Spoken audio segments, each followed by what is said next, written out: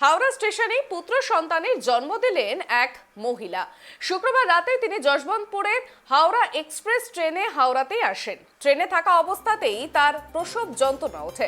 হাওড়া স্টেশনে খবর পাঠানো হয় ট্রেন থেকে। 14 নম্বর প্ল্যাটফর্মে গাড়ি দাঁড়ানো মাত্রই আরপিএফ এর মহিলা কর্মীরা তাকে নিরাপদ আশ্রয়ে নিয়ে যান। চলে আসেন রেলের ডাক্তাররা। এক ফুটফুটে পুত্র সন্তানের জন্ম দেন ওই মহিলা। এই নিয়ে আরো বিস্তারিত জানবো, কলকাতা থেকে রয়েছেন আমাদের প্রতিনিধি রাজীব দত্ত। রাজীব দা, এখন পরিস্থিতি ঠিকই, মা ও সন্তান কিরকম রয়েছে, বিস্তারিত জানাও। দেখো, প্রথমে বলি যে মহিলা পুত্র সন্তানের জন্ম দিয়েছেন, মা এবং সন্তান তারা ভালো আছেন। তারা এখন এই মুহূর্তে হাওড়া জেলা হাসপাতালে ভর্তি আছেন। যদিও তাদের নাম প্রকাশ করা হচ্ছে না, রেলের তরফ থেকে তাদের নাম প্রকাশ করা হচ্ছে না বিভিন্ন কারণে।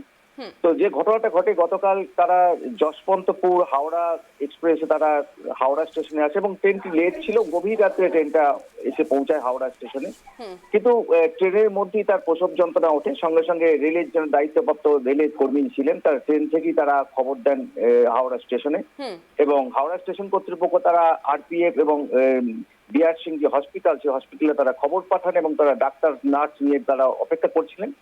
এবং ট্রেনটাকে কোনো জায়গায় না থামিয়ে, অনেক সময় হয় যে ট্রেনটাকে থামাতে হয় কুয়াশার জন্য থামাতে হয়, কিন্তু ট্রেনটা কোনোভাবে না থামিয়ে সেটাকে নিয়ে আসা হয়। যদিও ট্রেনটা লেটে চলছিল, সেটাকে হাওড়াতে নিয়ে আসা 14 নম্বর প্ল্যাটফর্মে এনে আনা হয় এবং আনা মাত্রই তাকে লেডি আরপিএফ এর কর্মীরা তাকে সেই ভদ্র মহিলাকে নিয়ে আসেন এবং নিয়ে এসে 14 নম্বর প্ল্যাটফর্মে তারা কর্ডনিং করেন, কাপড় দিয়ে ঘিরে দেন। তারপরেই সেখানে সে পুত্র সন্তানের জন্ম দেয়।